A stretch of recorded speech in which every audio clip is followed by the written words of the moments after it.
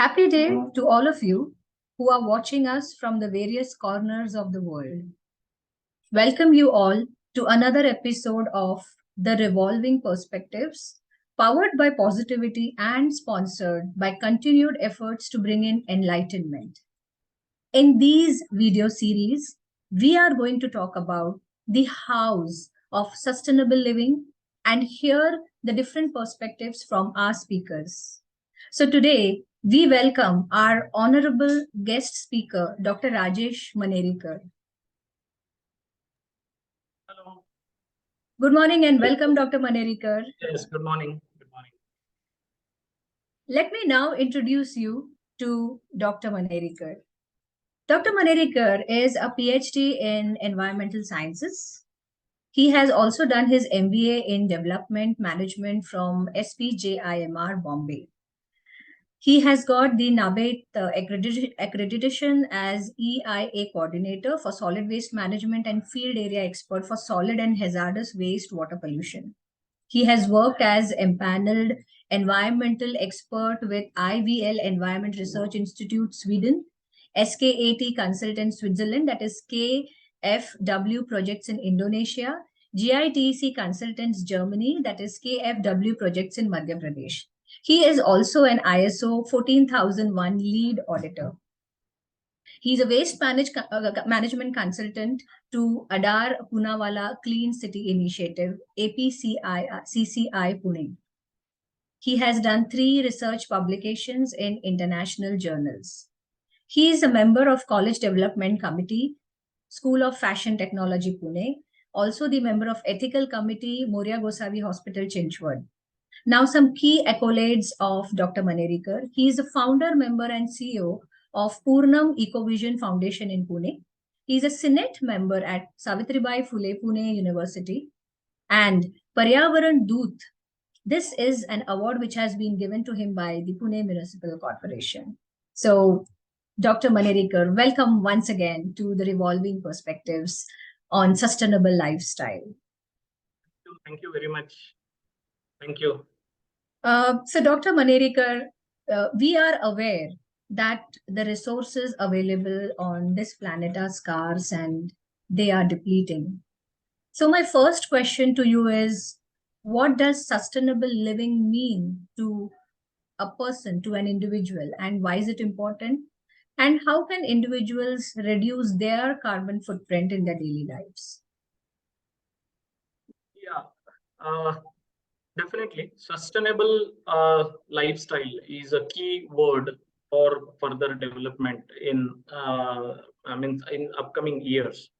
Because as you said, the resources are limiting, and we are living on resources for everything. What we are doing, we need all resources. It may be air, water, soil, or whatever it is. So definitely, we must think about future generations while using the resources, and that's the concept of sustainable development. So whenever we are using anything, we are doing any process, or we are following anything, we shall make sure that whatever I am using, my next generation shall be able to use that. So first of all, it shall be in place so that next generation can use it. And second thing is, it should be in that condition that I am using. Not the it may be the better condition, but not the worst condition, or the condition below present level. So that's the main way of sustainable living, of the main concept of sustainable living. Because if we think about the city, or the place, or the village where we are staying, that is not developed by me, that is developed by somebody else before, means my ancestors. The fruits which I am eating, maybe that is not planted by me, that is planted by my prior generations. And now if the same is to be true, my further future generations shall get the same fruits which I am eating, or the same resources we shall keep them intact. And if we cannot grow them, we can at least save them or use them optimally so that next generation can use it. So that's the major crux of sustainable development. In that aspect, we shall follow our lifestyle, and so that specific lifestyle is using the resources minimally or optimally, so that future generations can get the same thing in the same conditions. Perfect. Perfect. So I would like to ask you if you can provide an example, of a sustainable practice or a lifestyle change that you have personally implemented, and how has it positively impacted your life?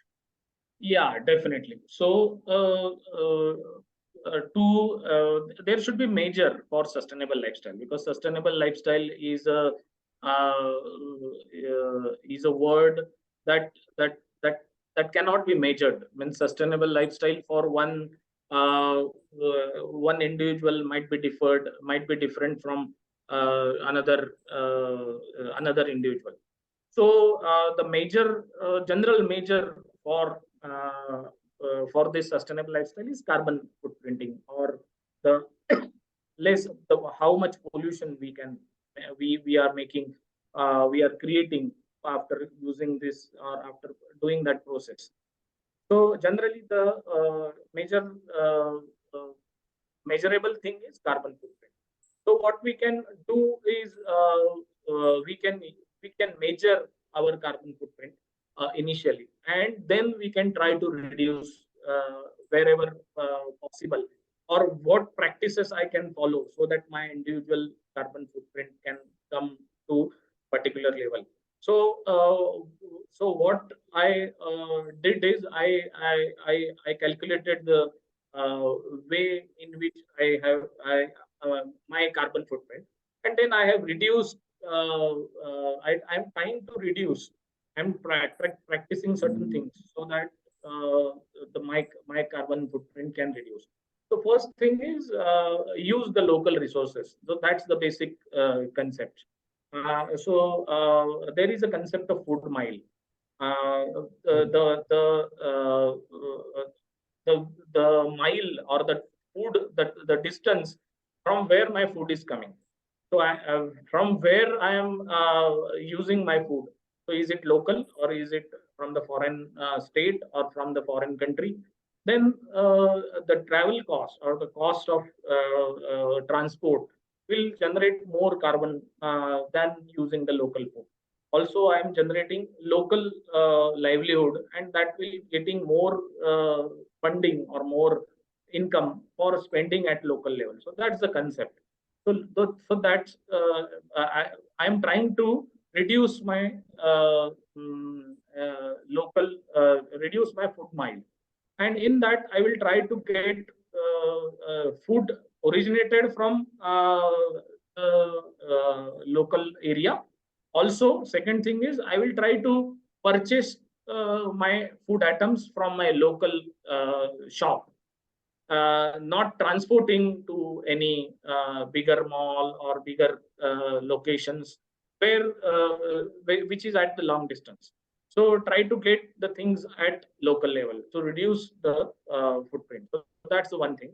Second thing is I will try to I'm trying to use the preventive medicines, so that the expenses and the emergency medicines can be avoided, so that I will, if I practice the entire life lifestyle of preventive medicines or taking care of my health, so that disease will not come to me.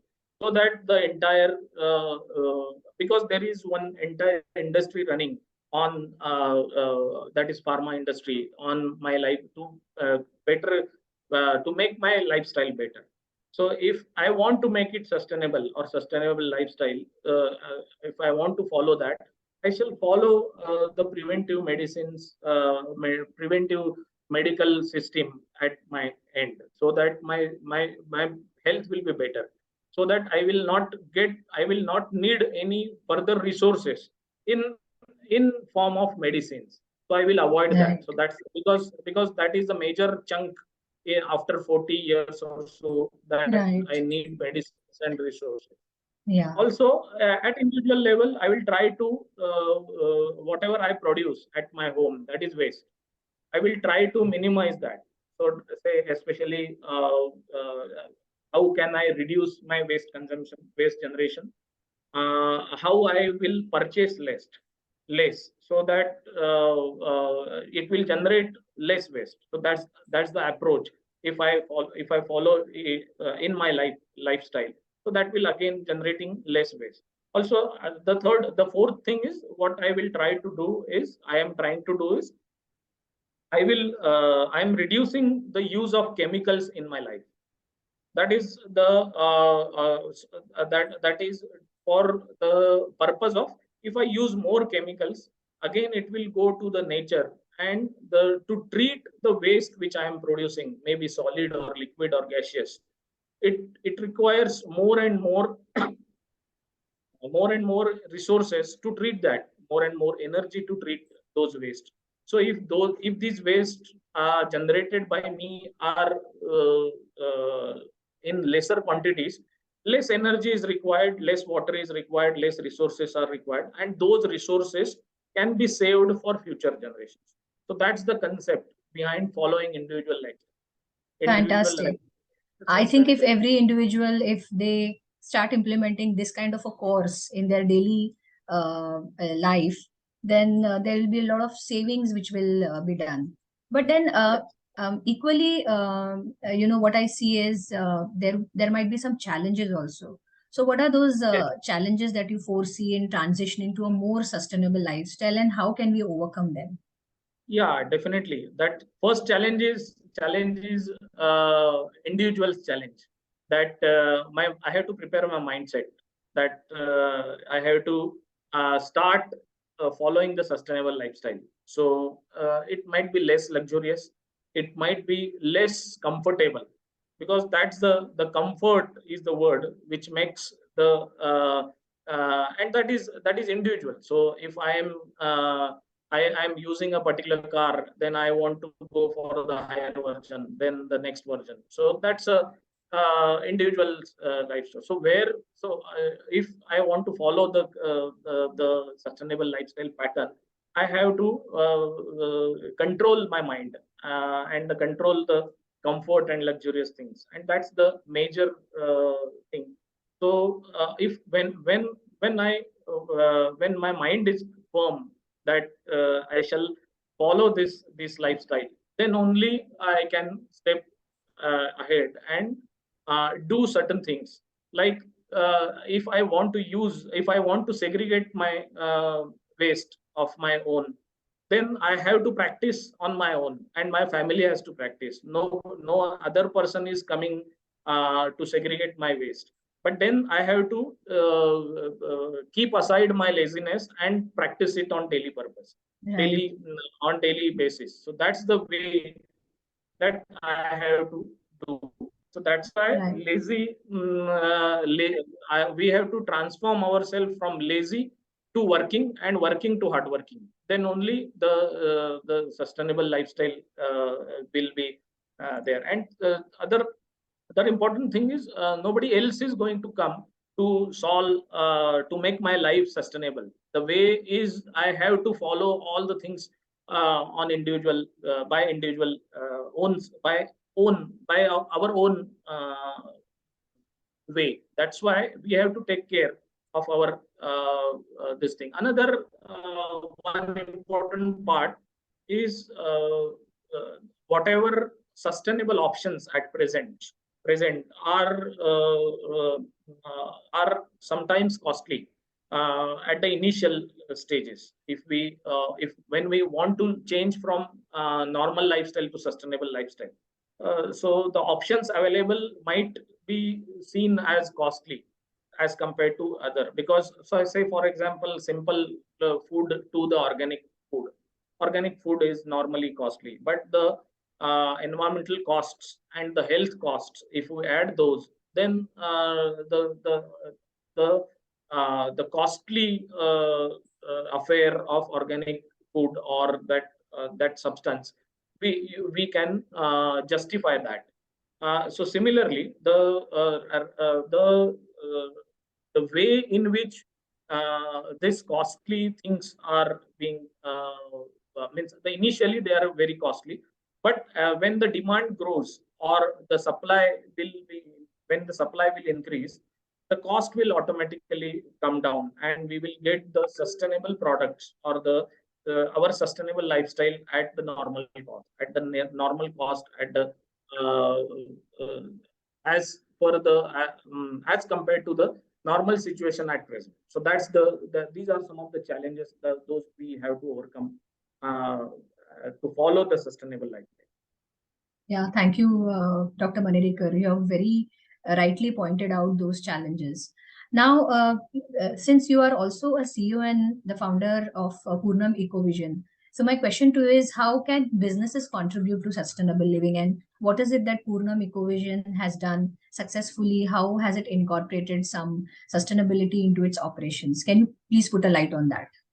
Yeah, so I will prefer to give my options for two types of business, profit and non-profit, because they have different roles. So, for-profit organizations can come up with some cost-effective solutions, services, or products in in sustainable lifestyle or sustainable products or giving sustainable services.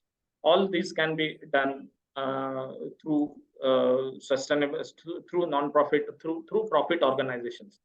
But non-profit can do more people participation, more awareness for sustainable lifestyle, and they can connect more dots, like some for-profit organizations they are producing some things, but people might not be knowing that. So the connection between the product or the need and the product, then that connect is important, and that can be done by non-profits also. Some of the important challenges will be coming up when people will follow the more and more sustainable lifestyle. So that is to be solved by non-profit organizations or non-profit businesses. Also, some grassroots innovations will be there, which will be important for making the decentralized non decentralized way of living. That's the major concept of sustainable lifestyle. So that can be one of the opportunity for non-profit organization. Also, there is a possibility of research. Obviously, continuous research is required to make more and more sustainable products or sustainable lifestyle or sustainable services. So that can be done through non-profit organizations, maybe academic organizations. Obviously, they are not for profit.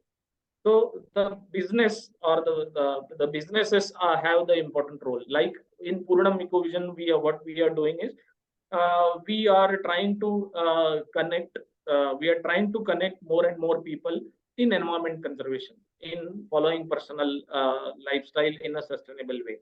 For example, how to reduce their waste, how to follow the minimalistic approach, how to use non-toxic or the chemical-free life, how to run without chemicals. So, what are the options available? So, what we are doing is we are working in three verticals. We are working in e-waste, plastic, and thermocol vertical, where we try to make aware people about their use, optimum use, and their disposal methods, and try to connect them to the disposal system through a collective collection system. Second thing is we are also working in fabric waste. So old fabric we are converting into utility products by giving livelihood to the underprivileged section of the society. And third one is decentralized waste management, like wet waste, how to convert your waste into compost, how to make your society zero waste society, or how to minimize your waste. So that's the concepts we are working on. So we are working on awareness, we are working on consultancy part of it, and we are also implementing some of the projects. So last 10 years, we are working in this category. Fantastic. So you spoke about some of the strategies that you are implementing. You also spoke about how awareness campaigns you are running.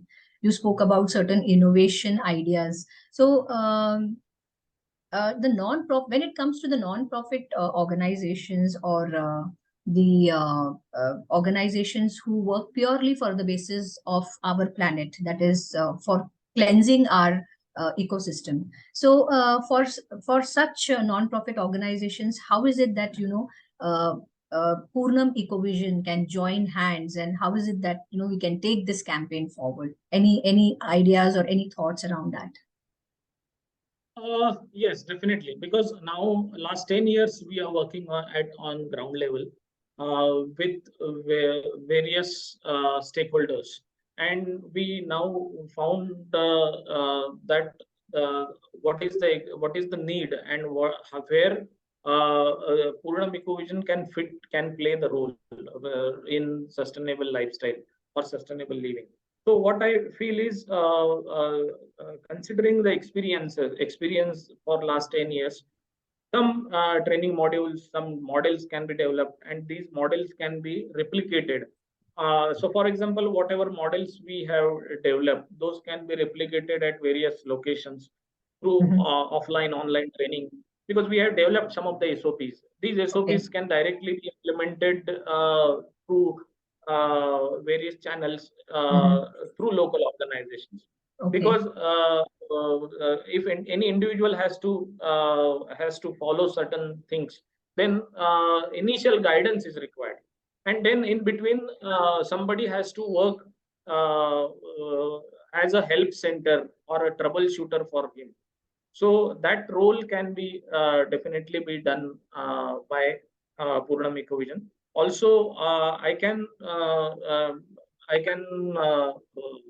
make three categories where we can work on: individual level, society level, that is public level, and professional level. So at all levels, we can come in as a trainer, as a educator, as an implementing partner. Also, wherever required, we can connect them as a facilitator, connect them to sustainable living through facilitating as a facilitator also. Okay. So we at the Revolving Perspectives are very eager to, join hands with Poornam Ecovision in supporting this campaign. And we also have presence in the different countries at pan-India level. So do you think that, we could explore it further, not only in Pune, not only in Maharashtra, but also to other cities of India? Yeah, definitely that can be done, because now the distance is not an issue. We can connect to entire means cities in our country to replicate this model, as well as to educate people or to aware people. Definitely that can be done, and the model which we have developed, some modifications might be required at local level. So that input, that research, that survey can be done, and the model can be replicated at various locations. Also, some models might be available at local level also. So, for example, one city, some person is already working on that. So Mhm. we can come together to expedite that specific work at local level. That can be done, because that possible we cannot start from scratch every time. There's some options might be available at local level, which can be taken ahead in making more people's way in converting more people's life into sustainable life. So that's a good and very good option, rather, I will say. Right. So when we connected, Dr. Manerikar last week, you also spoke about, our Indian culture and sustainable living. So can you just, throw some light on how this can help the world? Definitely.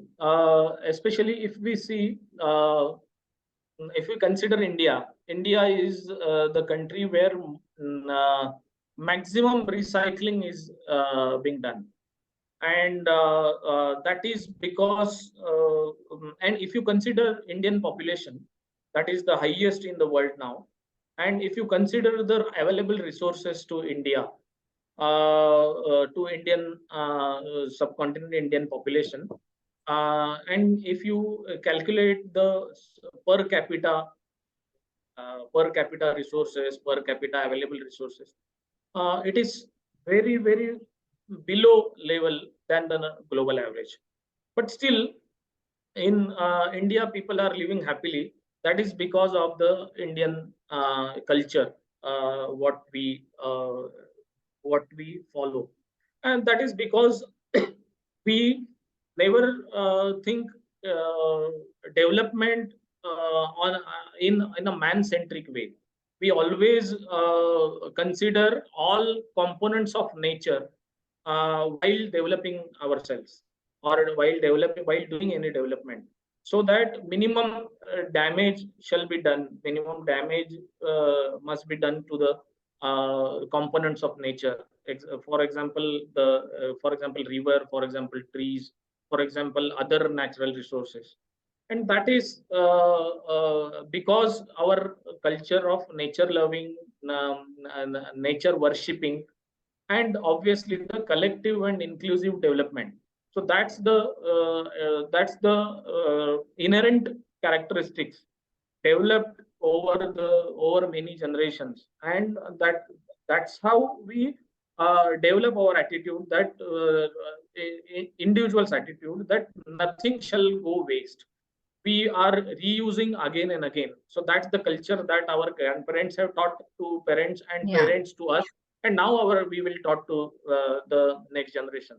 So that's Right. the culture where the nature loving, or the important is optimizing the resources, use of resources, and nothing shall go waste. Our waste shall be the raw material for somebody's business.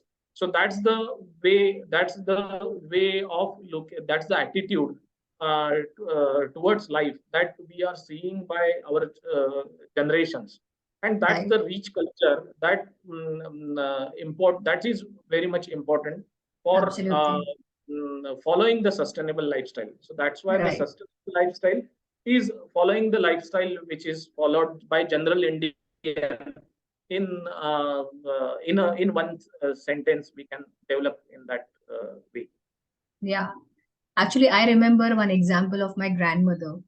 My Yeah. grandmother, we used to have a budget for running the month, Yes. and Yes. everything has to fall within that budget. Exactly. And if something is out of order, let's say some appliance is out of order, then we would not go for a new one just because we have money. What we would do is we would repair that and Yes. use it to its fullest till a Yes. point where it cannot be used further. Only then we will throw it. Otherwise we will use it Yes. till we can repair it, and again and again. So that's how Definitely. we have been brought up, and I think this is what we need to. When you spoke about luxury is about we have money and we just throw it and buy a new one. But then if it is repairable, then why not repair it and use it? Exactly. Exactly. Exactly. So this that's why we have, just to add one thing, we have done this experiment in a present condition, that for 4 weeks we have tried one exercise called repair katta, Okay. for and that is followed on 4 Sundays in 4 different societies, say about 600 flats. Mhm. uh, we tried, that was a rainy season, so we tried for repairing umbrellas, repairing shoes, repairing cycles, and repairing electrical gadgets. Wow. uh, so we brought all the repair persons, or the entrepreneurs in that society, and just make the people, make the society members aware that Mm. such and such drive is there, and the Mm. time is 9 to 1. In that 4 hours, in those 4 societies, the out of 600 people, 200 people, 200 families took the benefit of this. And the Wow. amount generation generated through this repairing, means the business, that collective business that these four people have got is more than rupees 1 lakh. Wow. So yes, so that's the way of importance of repairing. And we have not only generated the livelihood, but we have saved the resources. These 200 families otherwise bought some new resource or some new thing. So that much resource have been saved. That's the way of inculcating or following sustainable lifestyle, or make others follow the sustainable lifestyle. So that's the thing. True. And that's wonderful. So, another Yeah. point that I had in my mind was, doctor, was about, the policies and the laws. So do we have sufficient policies in place? Do we have sufficient laws which will impact this cause, or do we need to relook at them, and do we need to, probably make some amendments to the existing policies and laws? What's your viewpoint? There are certainly a chance or the opportunity for change in the policies, because the present policies are there are certain policies like waste management or the organic products, promotion of organic products, but the production also needs to be in the policy itself. Also, the requirements for change in policy, which I, or rather the suggestions for this for sustainable lifestyle. So especially the concessions shall be given for initial period, say who are developing the sustainable products or who are developing the sustainable services, because at initially during first 5 years, these products are at very high costs, because the initial costs are more and the demand is very less. So if the policy can give certain concessions or Hmm. certain concessions to the sustainable producers or the entrepreneurs, they can put their prices or the costs at the affordable level, and then the product can be made in more demand, and then the cost will be generalized. Hmm. Also, second thing is, those who want to follow sustainable lifestyle, individual or public or professional level, they shall be given some incentives. So incentivization shall be there, so that if you follow this, you will get this concession, this benefit, this incentivization in some tax, in monetary, non-monetary, whatever it is. And also the third way is, more and more research shall be followed in sustainable lifestyle and sustainable products, and Mhm. those shall be at localized level, because generally what we do is we try to implement all products or all services pan India. That is Hmm. not true, and that is not required, and that cannot be workable. That is not workable, because the need of Chennai is different than need of Chandigarh. So, Hmm. the difference in need and the research depending on that need shall be promoted through the policy level Yeah. change. So that's Yeah. the requirement. Right. Right. So this is a global scenario, and some of the examples that you have mentioned. This is one can emulate and to generate a revolution of this sort in our country. Um, so, Dr. Manerikar, we have spoken about so many things in today's conversation. Would you like to, give one message to our audience, to our viewers, or what is that we have not touched upon during this conversation that you would want to add value, or you would want to talk about it? I just want to give message, or rather, I am not the not eminent enough to give the message, but I will just give two words: just rethink and refuse. Because what we are doing are is it sustainable? Is it worth? Is it really required? We have to rethink, and if it is not required, then just refuse it. So if that we follow, rather, it is very important that we will, because that's a rethink requires our mindset. change. Right. And Yeah. refuse requires the courage that I have to, I have to make sure that I will not buy this, I will not purchase this, though I cannot afford to buy this, but that is not my present requirement. So that's why we have to rethink of our whatever process that we are following. Yeah. We have to sit down, we have to sit down as a family, because individual Yeah. and family is a main unit in the sustainable lifestyle. So Right. if we follow, if we rethink on our family life as a sustainable life unit, then we can refuse many things and we can convert our life into sustainable life. Wow. That's a wonderful message, Dr. Manerikar. Thank you. So, then to my viewers, in conclusion, I would like to give this message to all of you. Embracing a sustainable lifestyle is not only crucial for the well being of our planet, but also for the long term prosperity of humanity. Through conscious choices and responsible actions, we can make a significant impact on mitigating the climate change, preserving the natural resources, and protecting the delicate balance of ecosystems. So, this is the entire crux of today's conversation with Dr. Manerikar. Dr. Manerikar, thank you so much for being with us. So, by choosing a sustainable lifestyle, we contribute to the creation of a healthier, cleaner, and more equitable world. And let us embrace the principles of sustainability, become mindful consumers, and advocate for policies and practices that support a sustainable future. So, here we, at the Revolving Perspectives, forge a path towards a better tomorrow for ourselves, for future generations, and the planet we call home. Are you tuned to this cause? Do connect with us. We have presence on all social platforms, and we are more than happy to support and take this forward.